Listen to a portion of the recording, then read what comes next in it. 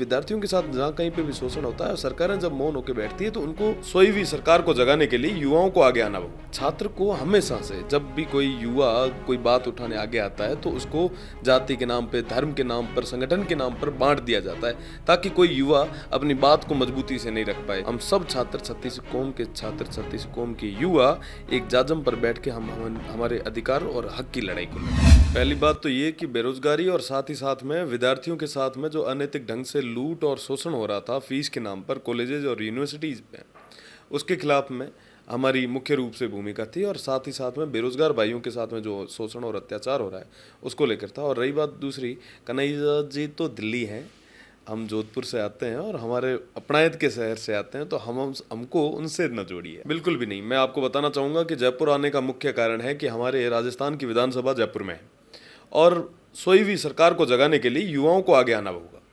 और युवाओं को आगे आने के लिए पूरे प्रदेश भर के युवा हर जिले से, हर तहसील से प्रदेश की सरकार जो गहरी नींद में सो रही है उनको जगाने के लिए आगे आए थे।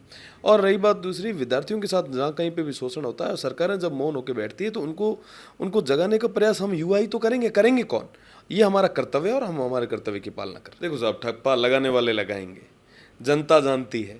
और रही बात दूसरी, छात्र की कोई जाति नहीं होती, कोई धर्म नहीं होता। हाँ, मैं राजपूत हूँ, मेरे साथ में भाई भी मेरे राजपूत रहते हैं, पर इसका मतलब ये नहीं है कि दूसरे कोई नहीं होता।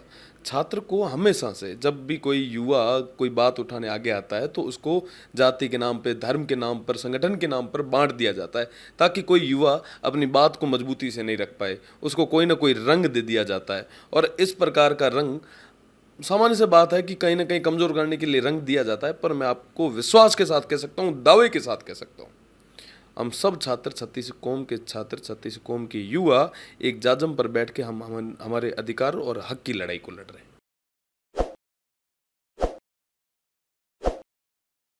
ताज़ा खबरों के लिए विजिट करें द फैक्ट इंडिया की वेबसाइट और डाउनलोड करें द फैक्ट इंडिया ऐप।